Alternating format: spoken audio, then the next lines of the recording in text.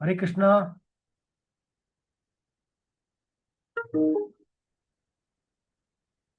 हरे कृष्णा।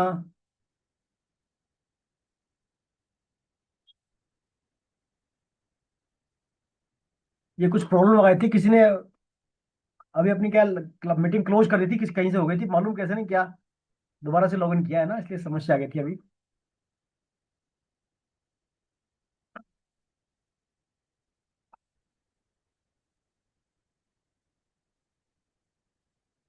हरे कृष्णा। महेंद्र जी कहाँ चल रहे थे हम अभी, कहाँ क्या पढ़ रहे थे अभी तो बताया मेरे को। ये ब्राह्मण के गुण धर्म बता रहे थे सर।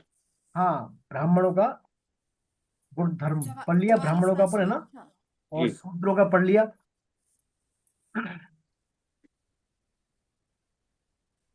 देखिए इसमें कुछ और बातें हैं, अपन कुछ सामान्य बातें हैं इसमें। एक आता है नियत कारण गुणों के आधार पर निर्धारित किए, और तीन गुणों को लेकर शूद्र तमोगुण प्रधान है। निद्रा, आलस्य, प्रमाद, अज्ञान, मोह से युक्त होने पर भी वह सेवा जैसी ऊंचे दर्जे की क्रिया कैसे कर सकेगा। शूद्र का जो बताया ना सेवा करने का, तो यहाँ कह रहे हैं भगवान ये कैसे जो है सेवा कर सकेगा शूद्रों का ये। तो इसमें बताया, पहला तो मनुष्य जो है, मनुष्य मृत्युलोक में रजोगुण प्रधानता युक्त है। अर्थात उसमें कर्म करने का एक स्वाभाविक वेग रहता है। हालांकि रजोगुण की प्रधानता होने पर भी उसमें अन्य गुण रहते ही हैं, जैसे ब्राह्मण में सत्वगुण और शूद्र में तमोगुण का अधिक रहता है, लेकिन कर्म करना सभी में मुख्य है। इसी को लेकर मनुष्य योनि को कर्म योनि कहा गया है। श्री कृष्ण कहते हैं सत्गुण वाले ऊंचे लोक में जाते हैं, रजोगुण वाले मृत्युलोक में जाते हैं, तथा तमोगुण वाले अधोगति में जाते हैं। इससे स्पष्ट है कि रजोगुण बढ़ने पर जो मरता है वह कर्म प्रधान मनुष्य योनि पर जाता है, मनुष्य योनि में जाता है ना। हम सभी क्या रजोगुण वाले हैं। और जो इसके बाद आता है शुद्ध वृत्ति। देखिए कर्तव्य अकर्तव्य का ठीक ठाक निर्धारण नहीं कर पाती शुद्ध वृत्ति। हमारा क्या कर्तव्य, क्या करना चाहिए, क्या काम नहीं करना चाहिए, क्या हमारा धर्म है क्या अधर्म है, ये सब शुद्ध वृत्ति के अंदर आता है। अविवेक या मोह के कारण कोई निर्णय ले नहीं पाते हो, इसलिए वे आज्ञा पालन उनके लिए सबसे उपयुक्त है, सबसे मुफीद है, सबसे सूटेबल है ना। शुद्ध वृत्ति में हम निर्णय नहीं ले पाते, क्या करें क्या नहीं करें, तो उनके लिए वहां आज्ञा पालन को श्रेष्ठ बताया है। एक बात और है, परमात्मा प्राप्ति में कर्म की नहीं अपितु भाव की प्रधानता है। अतः आत्मिक कल्याण के लिए जाति वर्ण महत्वपूर्ण नहीं है, भाव महत्वपूर्ण है। भाव देवीय या आसु संपत्ति में भी किसी भी वर्ण का कोई बपौती नहीं है कि हम किसी खास वर्ग की हो। ये किसी के हक में भी हो सकती, किसी में भी हो सकती है। अतः नियत कर्म में तो वर्ण की मुख्यता है, लेकिन भाव में देवी या आसुरी संपत्ति की मुख्यता है। भाव में भक्ति के सब अधिकारी हैं, भगवान ने कहा है स्त्री और वैश्य शूद्र सभी जो है स्त्री भक्ति के अधिकारी हैं। तो अपनी जाति का अभिमान करना क्या है, पतन करने के समान है। नीच नीच सब तर गए, राम भजन लवलीन, जाति के अभिमान से डूबे सभी कुलीन। यानी हमें कभी हमारी जाति का, वर्ण का अभिमान नहीं करना चाहिए। सभी भक्ति के अधिकारी हैं, चाहे कोई भी जाति का हो, भक्ति भाव प्रधान है ना। तो ये कभी अभिमान नहीं करना चाहिए। अब एक प्रश्न आता है कि जाति को हम जन्म से माने या कर्म से माने। जाति को जन्म से माने या कर्म से माने, या जाति और वर्ण एक है या अलग अलग, है ना। तो देखिए जाति का प्रारंभिक निर्धारण तो जन्म से होता है। जिस जन्म में घर में जन्म लिया, जिस जाति में जन्म लिया, प्रारंभिक निर्धारण वहीं से होता है। जाति मानी जन्मना, जाति जन्म से होती है। अतः हमारा किसी विशेष वर्ण या परिवार में एक जन्म एक निश्चित प्रक्रिया के तहत होता है। हमारे निश्चित कर्मों के अनुसार हम आते हैं उस परिवार में या एक वर्ण में। यह पूर्णतः वैज्ञानिक है, नहीं कोई लॉटरी सिस्टम। इसमें कोई ऐसा नहीं है कि टप्पा लग गया। ये सब अपने क्या है, कर्मों के आधार पर होता है मामला, है ना। अतः प्रारंभिक निर्धारण तो हमारा जन्म से होगा जाति का। पूर्व जन्म में किए कर्मों के अनुसार वर्ण विशेष में जन्म होता है। पहले जो जन्म में हमने कर्म किए उनके अनुसार ही हमारा किसी जन्म वर्ण विशेष में जन्म होता है। जाति का प्रारंभ निर्धारण तो जन्म से हो गया, लेकिन वर्ण की रक्षा हमारे कर्म से होगी। देखिए प्रारंभ निर्धारण तो हमारा जन्म से हो गया, लेकिन उस वर्ण में जो हम रह पाए थे, वर्ण को मेंटेन कर पाए नहीं कर पाए, उसके लिए हमें कर्म करने होंगे वैसे। तो हमारे वर्ण की रक्षा कर्म से होगी। एक ही वर्ण में कर्म कुशलता, स्वभाव, देश काल आदि के आधार पर कई उपवर्गीकरण हो गए। आज जाति के रूप में है, जो कि इस प्रकार जातियां बहुत हैं, लेकिन वर्ण सिर्फ चार ही हैं। तो किसी विशेष कौशल अपने गुणों को सहेज कर रखना और समय के साथ उन्हें उन्नत करने की सामाजिक व्यवस्था ही जाति वर्ण व्यवस्था है। जातियों बहुत सारे बन गए ना, जैसे अपन कहते हैं जनरल, जनरल में ये सब आगे बहुत सारे, तो अलग अलग जिन्होंने कर लिया सब, है ना। तो इसलिए लौकिक व्यवहार अर्थात रोटी बेटी के व्यवहार में तो क्या है, जाति को महत्व माना जाता है, रोटी बेटी के व्यवहार में तो। पर आत्मिक कल्याण के मामले में प्राणी मात्र में समानता का भाव रखा गया है। कल्याण वाले मामले में इसमें जाति को क्या कोई भाव महत्वपूर्ण नहीं है ना। तो जाति क्या है, जन्म से होती है, लेकिन वर्ण की रक्षा होती है हमारे कर्मों से, है ना।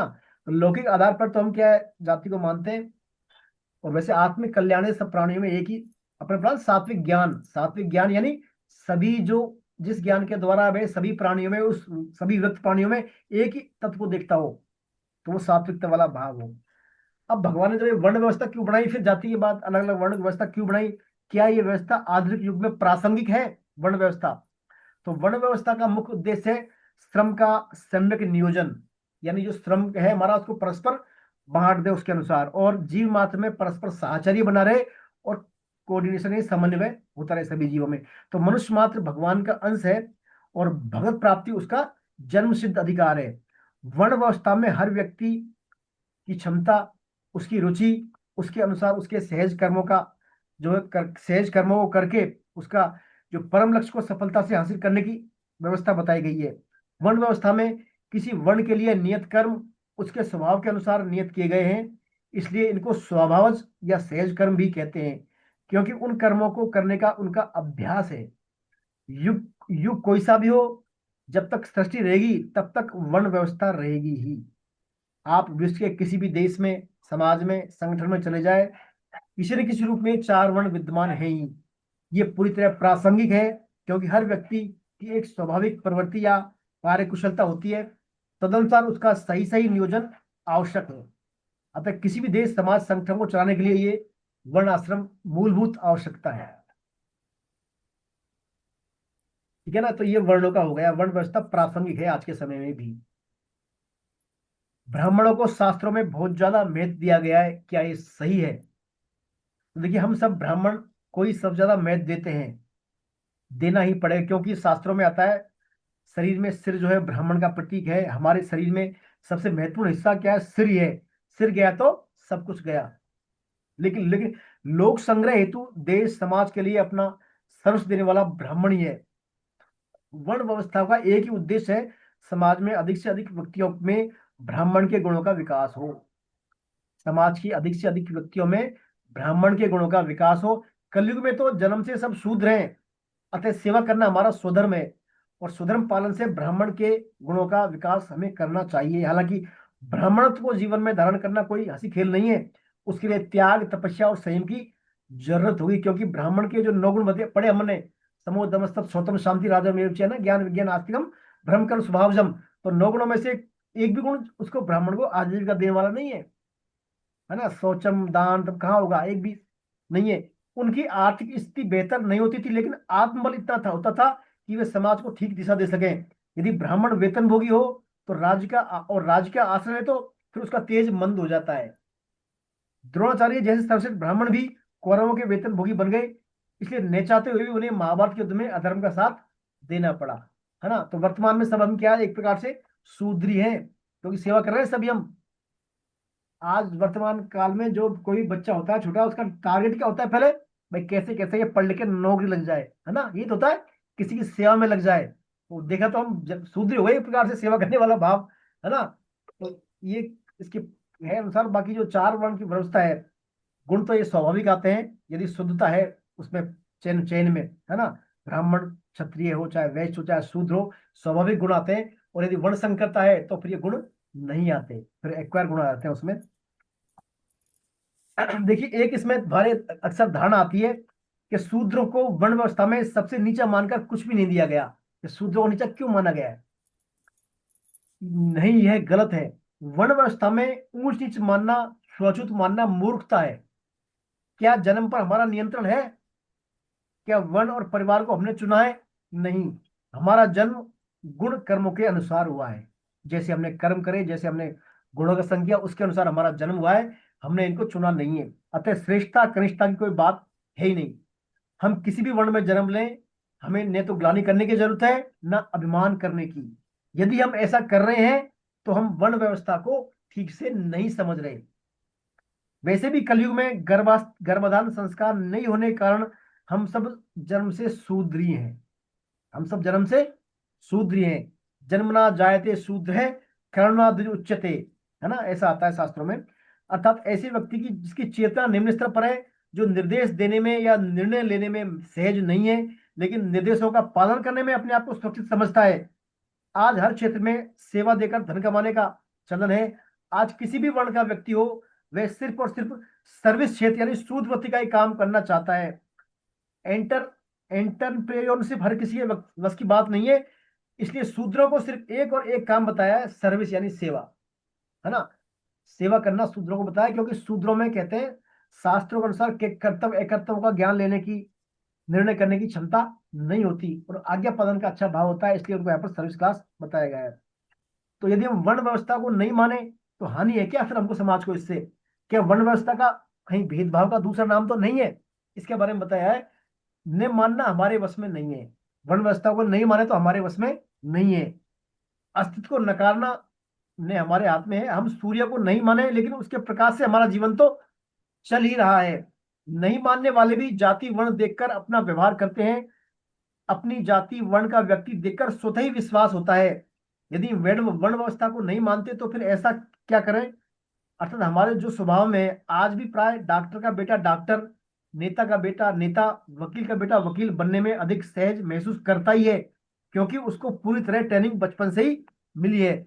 जब हमने शरीर के विभिन्न अंगों को अलग अलग व्यवहार करते हैं हमारे शरीर के अंग, लेकिन उनमें हमारी कोई घृणा दृष्टि नहीं है। ऐसे ही वर्णों के जाति व्यवहार में संबंधित भेदभाव विवेक मूलक है, पक्षपात मूलक नहीं, है ना। छुआछूत, अस्पृश्यता आदि कुटिल धर्म है, जो हमारी मूर्खता और अहम की उपज है, वर्ण आश्रम की नहीं, क्योंकि धर्म घृणा नहीं सिखाता, है ना।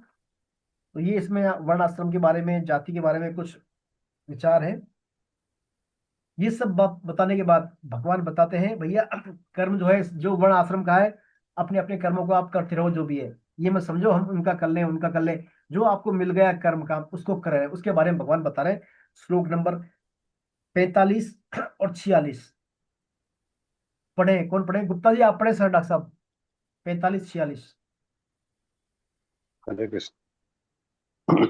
स्वे स्वे कर्मण्यभिरतः संसिद्धिं लभते नरः स्वकर्मनिरतः सिद्धिं यदा विन्दति तच्छृणु यथा प्रवृत्तिर्भूतानां येन सर्वमिदं ततं सर्वकर्मणा तम तमभ्यर्च्य सिद्धिं विन्दति मानवः।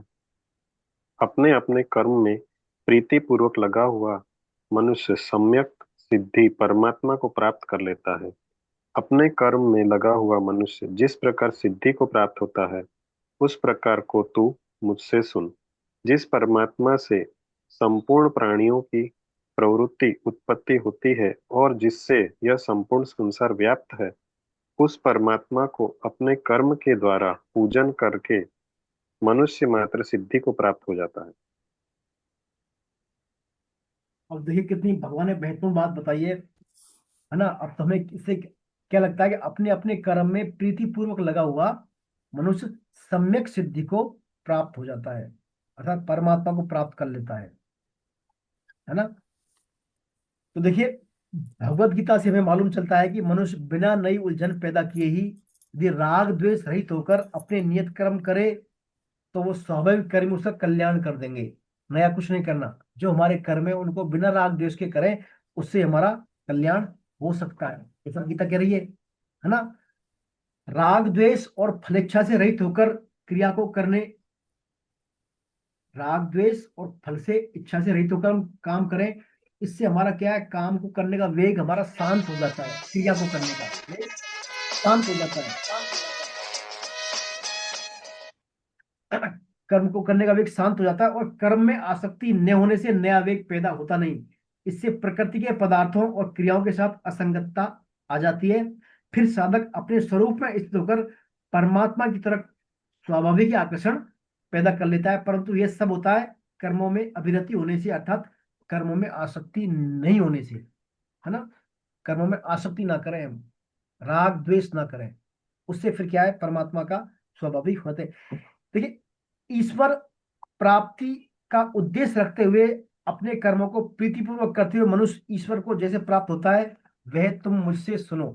भगवान क्या करें, अपने काम उद्देश्य का उद्देश्य में और अपने कर्मों में प्रीति रखते हुए कैसे बता रहे हैं भगवान, ये ऐसे कह रहे हैं जैसे मान लीजिए अपने मालिक को, जैसे मान लीजिए कृष्ण यहाँ क्यों करें, अपने मालिक को अनुकूलता प्रतिकूलता अपने मालिक को अनुकूलता प्रदान करने के लिए, काम को तो वेतन नौकर कर लेता है ना, परंतु वह काम क्रिया और सीमा के अनुसार किया जाता है, नौकर क्यों करता है मालिक का काम, तो इसलिए वो सेवा नहीं बन पाता। किसी भी ओनर का कोई नौकर होता है सर्वेंट, तो वो क्या है, टाइम पर आता है, टाइम पर काम करेगा, जो काम वही करेगा, तो वो क्या, उसका कर्म हो गया, सेवा नहीं हुआ, है ना। मालिक का काम धंधा करने से नौकर को तो पैसे मिल जाते हैं, पर उसको सेवा का आनंद नहीं मिलता, क्योंकि उसकी दृष्टि कहाँ पर रहती है, पैसों पर, उसकी दृष्टि पैसों पर रहती है। तो अपने स्वभावज कर्मों के द्वारा पूजा करने की बात जो भगवान बता रहे हैं, कि अपने स्वभावज कर्मों के द्वारा पूजा करने से पूजा का भाव बढ़ जाता है, फिर उसे तीनों प्रकार के शरीरों से होने वाली, यानी स्थूल सूक्ष्म और कारण शरीर से होने वाली सभी क्रियाएं जो होंगी उसकी, वो क्या, परमात्मा का पूजन बन जाती हैं। यानी वो क्या करे, अपने कर्मों के द्वारा, अपने प्रथम अध्याय में, यद करोसि यद यन्नासि यज्जोषि ददासि यद तपस्यसि कौन्ते तत्कुरुष मदर्पणम। यानी व्यक्ति जो भी कुछ क्रिया कर रहा है, खा रहा है, पी रहा है, चल रहा है, उठ रहा है, बैठ रहा है, उसको भगवान को अर्पित कर दे वो, है ना, तो वो क्या है, उसका फिर क्रिया नहीं होगी, वो क्या हो जाएगा, भगवान की सेवा हो जाएगी वो, है ना। और भगवान की सेवा होने से फिर क्या होगा, उसको सेवा का आनंद मिलेगा, है ना। परमात्मा का पूजन हो गया कर्मों के द्वारा, वो परमात्मा का पूजन हो गया। यदि हम दूसरा भाव रखें, जैसे हमारा मालिक का वही काम धंधा आदर पूर्वक सेवी बुद्धि से या महत्व बुद्धि से किया जाए, कोई कर्मचारी किसी का कंपनी का काम बड़ा आदर पूर्वक मालिक की प्रसन्नता के लिए करे, तो वो भी सेवा हो जाता है ना। पर वहां सेवक को भाव ये रहता है कि मेरे को ज्यादा करूंगा, ज्यादा सुख सेवा, सेवा मतलब मेरे को आराम मिलेगा, पैसे मिलेंगे, है ना, तो वहां उसकी रुचि किस में हो गई, फल में। लेकिन यहाँ परमात्मा के लिए जो कर्म करेंगे हम, वो परमात्मा की प्रसन्नता के लिए करेंगे, तो ये हमारी क्या सेवा बन जाएगी। तो भगवान यही कहते हैं यहाँ पर, मनुष्य जो है अपने को जाति को लेकर ऊंचा नीचा ना समझे, प्रत्युत घड़ी के पुर्जे की तरह निंदा अभिमान से रहित होकर कर्तव्य पालन करने में लगा रहे, है ना, अपने उसमें फल में आसक्ति ना रहे। वास्तव में कर्म की प्रधानता नहीं है, प्रत्युत भाव की प्रधानता है, भाव की प्रधानता है। कर्ता का भाव जहां शुद्ध होगा, तो वह कल्याण करने वाले हो जाएगा, चाहे वो किसी भी वर्ण का क्यों न हो करता। भगवान मानो ये कहना चाह रहे हैं, आप किसी भी जाति वर्ण आश्रम में हैं, बस आपका भाव जो है भगवत प्रीत्यर्थ होना चाहिए, भगवान को प्रसन्न करने का भाव होना चाहिए, वो आपके लिए कल्याणकारी हो जाता है। ये इस श्लोक में भगवान ने बात बताई है। अपने अपने जो कर्म है उनको करें, फिर भगवान बता रहे हैं अगले श्लोक में।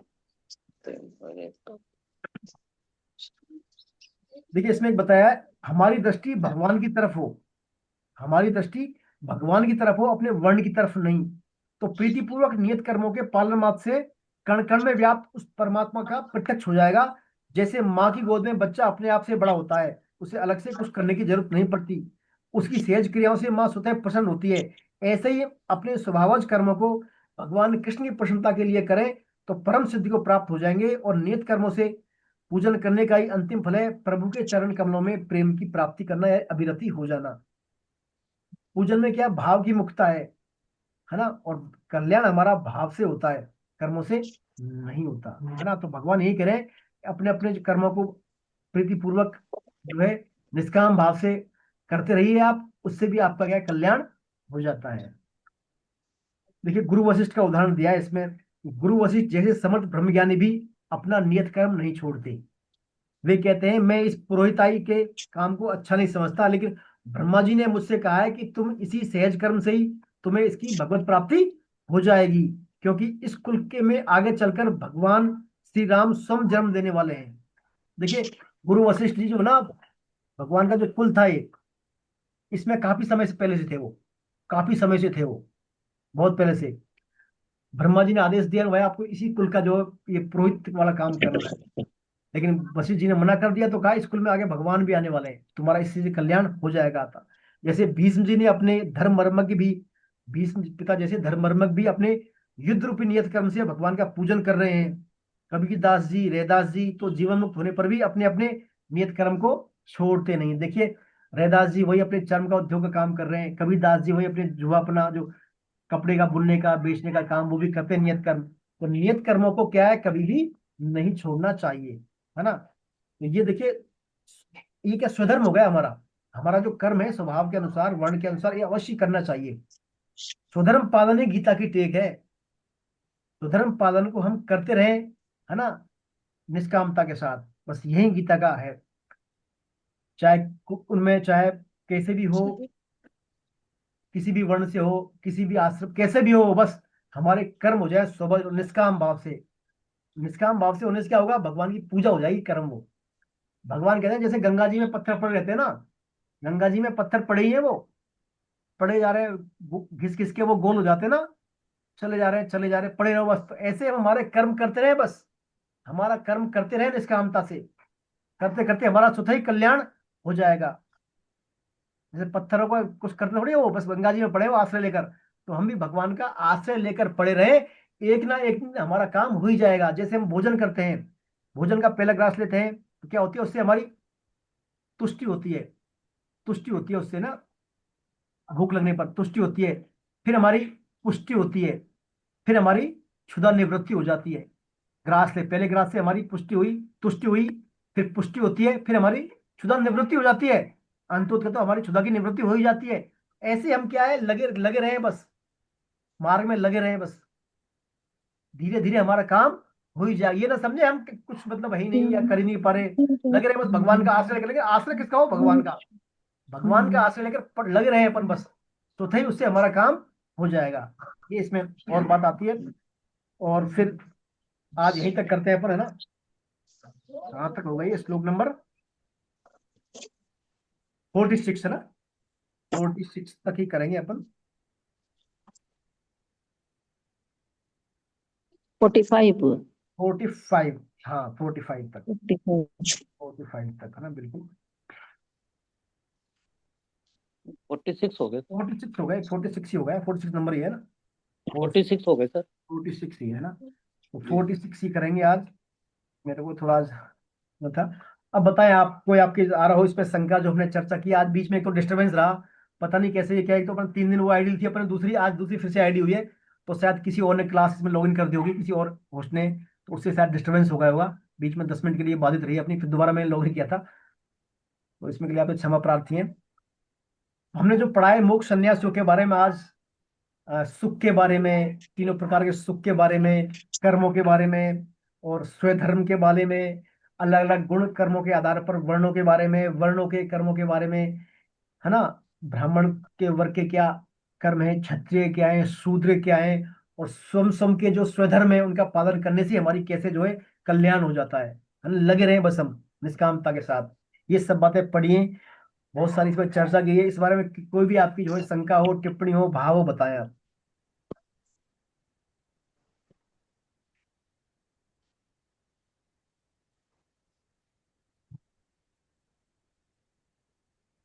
बोले डॉक्टर साहब, आप बोले।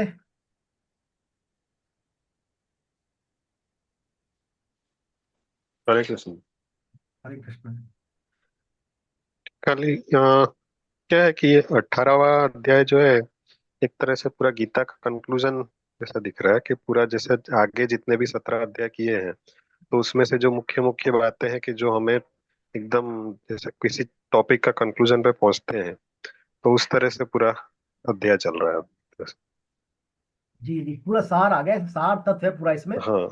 हमने जो पढ़ा है अब तक, बातें तो वही हैं, बस नए उसमें आ रही है, फ्लेवर में आ रही है बातें, वो बातें वही हैं। इसलिए इसको बोलते हैं एको अध्याय गीता, बोलते हैं इस अध्याय को एको अध्याय गीता।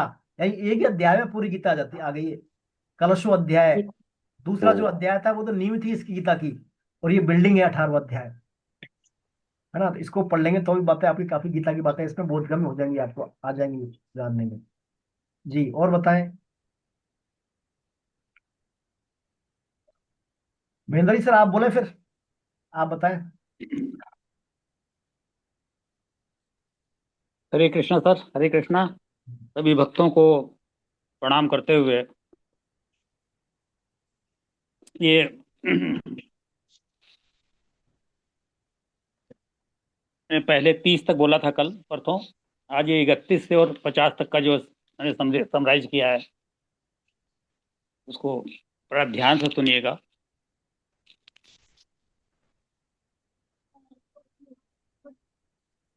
जिसे धारण करने से जीव का कल्याण हो जाए वही धर्म है, और जो जीव को बंधन में डाल दे वो अधर्म है। निष्काम भाव से कर्तव्य पालन मात्र से मनुष्य जीवन की सिद्धि प्राप्त हो जाती है। अपनी मान्यता, सिद्धांत, लक्ष्य, भाव, क्रिया, वृत्ति, विचार आदि को दृढ़ अटल करने की शक्ति का नाम ही घृति है, और सांसारिक लाभ हानि, जय पराजय, सुख दुख, आदर निरादर, सिद्ध असिद्धि में सम रहने का नाम योग है। सात्विक घृति समता से युक्त होती है। हम परमात्मा के अंश हैं, फिर भी शरीर संसार से संबंध मान लेते हैं, और उससे संसार से सुख चाहने लगते हैं। यही व्यभिचार है, और इनकी इच्छा न रखकर केवल परमात्मा की चाहत होना ही अव्यभिचार है। मानव शरीर एक अद्भुत रथ है। इसमें शारीरिक, मानसिक, बौद्धिक कई प्रकार की ऊर्जा और इच्छा शक्ति होती है। धार्मिक और आध्यात्मिक होने से में धार्मिक और आध्यात्मिक दो शब्द हैं, धार्मिक और आध्यात्मिक, उनमें मूलभूत अंतर है। धार्मिक होना पाप पुण्य को लेकर है, त्रिवर्ग को धारण करने वाला है, धर्म अर्थ काम। लेकिन आध्यात्मिक होना पाप पुण्य से परे, उनसे ऊंची स्थिति में है, अर्थात गुणों से सर्वथा संबंध विच्छेद होकर अपने आत्म स्वरूप में स्थिति हो जाना, उसी का नाम मोक्ष है। इसमें अभ्यास से ही रमण होगा। सात्विक सुख से भी असंगता होनी चाहिए। सात्विक सुख हमारा लक्ष्य न होकर के सात्विक सुख से ऊपर उठकर अक्षय अविनाशी सुख को प्राप्त करना हमारा अंतिम लक्ष्य होना चाहिए। स्वामी जी ने कहा कि निद्रा दो प्रकार की होती है, युक्त निद्रा और अति निद्रा। युक्त निद्रा में विश्राम मिलता है, जिससे शरीर मन बुद्धि में स्फूर्त ताजगी आती है, कार्य करने की शक्ति मिलती है। लेकिन शरीर को अनावश्यक आराम देना वह अति निद्रा है। अक्रिय प्रमाद में निठल्ला हो जाता है, और सक्रिय प्रमाद में वह झूठ, कपट, बेईमानी आदि करने में लग जाता है। लेकिन प्रभु की विशेष कृपा जब हो जाए जीवात्मा पर, तो प्रतिकूल परिस्थितियों में विवेक जागृत होने का हमें अवसर मिलता है। सृष्टि त्रिगुणमयी है। यहाँ जो कुछ भी है वह सब तीन गुणों से युक्त है, लेकिन हमारा स्वरूप त्रिगुणातीत है। संन्यास और त्याग का सार तत्व यह है कि सात्विक शुद्ध में न फंसते हुए निज स्वरूप का बोध कर सुख का अनुभव करने लग जाएं। हम मूर्ति में भगवान का पूजन तो करते हैं, हमारा भाव मूर्ति में न होकर के भगवान में होता है। ऐसे ही हम अपने समस्त नियत कर्मों के पालन करने से संसार रूप से प्रकट भगवान का ही पूजन मान करके करने लग जाएं, तो हमारा हर कर्म भगवान के लिए ही हो जाएगा, और हमारी दृष्टि भी भगवान की तरफ स्वतः हो जाएगी। हमें कुछ करना नहीं पड़ेगा। प्रीति पूर्वक नियत कर्मों के करने से कण कण में व्याप्त उस परमात्मा का प्रत्यक्ष अनुभव होने लग जाएगा। इसका अंतिम फल है कि प्रभु चरण कमलों में प्रेम विरत हो जाना। पूजन में भाव की मुख्यता है। कल्याण भाव से होता है, कर्म से नहीं होता है। आत्मा के स्तर पर हम सबका एक ही स्वधर्म है कि हम अपने नियत कर्म में अंशी की सेवा में लग जाएं, क्योंकि हम उस परमात्मा के अंश हैं। अपनी बुद्धि को आसक्ति रहित करके आलस्य प्रमाद की को छोड़कर, समस्त इच्छाओं के कामना को छोड़कर अपने स्व का बोध करें।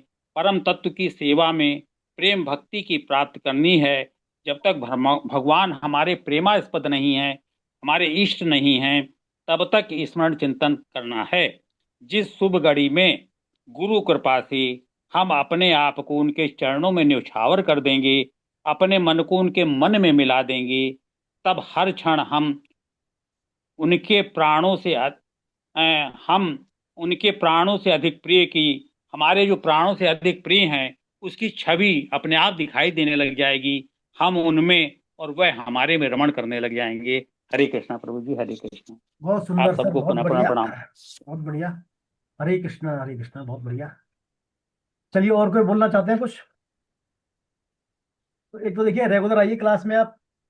दूसरा, नए क्लासेस के लिए रजिस्ट्रेशन करवाएं अपने, आप तो फायदा उठा रहे हैं इसका। अपने परिचितों को भी बोले आप रजिस्ट्रेशन करवाने के लिए, है ना। और आपका भी आप करवा सकते हैं चाहे तो, है ना, रजिस्ट्रेशन। ये काम करें अपन, प्रचार वाले कंसेप्ट पर आगे आएंगे और पढ़ेंगे। भगवान को सबसे प्रिय है गीता का खुद पढ़ने वाला और दूसरे को लिए प्रेरित करने वाला, तो वो काम भी हम करें, क्योंकि हम शरणागति की तरफ बढ़ रहे हैं, भगवान की तरफ। जैसी भगवान की आज्ञा है वैसा हमें पालन करना है बातों को, ना। तो अभी से शुरू हो जाए, हम अपने आप में तैयार कर लें।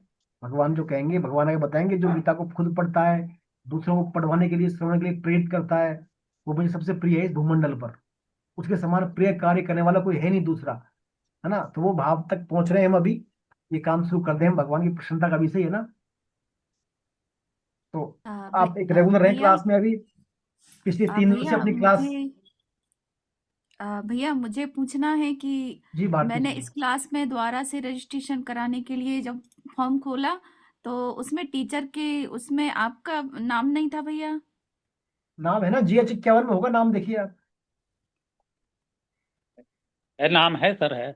नाम है है, मतलब। संडे को 3 से 5 में है। है दिया, संडे से 3 के 5 में दिया हुआ, नाम सर का दिया है ना। नाम सभी का है उसमें, भारती जी फिर से देखना आप। देखते जी जी हैं जी। भैया, एक बार और करके देखूंगी। एक हाँ, दिन मैं खोल रही थी तो उसमें नहीं नहीं समझ नहीं में नहीं, आया मुझे। है, मैंने कराया संडे बेटा, 3 से 5 वाले है में है। तो है, उसी में नाम है, हमने सर की ही क्लास ली जी, चिकाउन में किया। ठीक है ठीक है ठीक मिल है जाएगा नाम, हम कोई बात नहीं है ना, वो तो आप कर सकती हैं उसमें ऐसी कोई बात नहीं है ना। ठीक है किसी भैया। का भी कर सकती हैं, ऐसा कुछ नहीं है ना। ओम नारायण। चलिए, चलिए अपन यहीं करते हैं आज, बाइंड अप बना। आप रेगुलर क्लास देखिए, अपने पिछले 3 दिनों से क्लास हो रही थी, भारती जी कई नहीं आए लोग उसमें, है ना। सर तो थे उसमें, भैया भारती जी। और संडे के अलावा मैं नहीं ज्वाइन कर पाती हूँ, टाइम नहीं रहता। अच्छा, चलिए, कोई कोई बात नहीं है ना। कोई बात नहीं, तो अब आइए। अब अपना जो है वो अपने एक्स्ट्रा था वो तो हो गया, अब संडे संडे तो चला ही है ना। जो अपन बैकअप जी था वो जी। तो कवर हो गया पूरा। अब अपन रेगुलर वही टाइम रहेगा रूटीन पे। चलिए, हरे कृष्णा। नाम ठीक है। संकीर्तनम यस्य नाम नाम संकीर्तन नाम संकीर्तन सर्व संकीर्तनं यस्य पापनाशनम, सर्वपापनाशनम, सर्वपापप्रणाशनम् नामो दुख समनमस्तम, नाम नमो दुःखसमनमस्तं नमामि हरिम परम। नमामि नमामि हरिं। हरिं परम्। बोलो वृंदावन बिहारी लाल की, जय जय हो। हो, श्री राधा गोविंद देव सरकार की, जय हो, जय हो। हरे कृष्ण महामंत्र की, हरे जय कृष्ण हो, महामंत्र। हरिनाम संकीर्तन यज्ञ की, हरिनाम जय हो। संकीर्तन। जय हो, आज के आनंद की, जय हो। जय जय हो। हो। सभी वैष्णवों की जय हो। आपको सभी को जय। जय प्रणाम प्रणाम। हरे कृष्णा, हमारे हमारे हरे आचार्य की कृष्णा, जय। हरे कृष्णा, हरे कृष्णा, हरे कृष्णा, हरे हरे कृष्णा।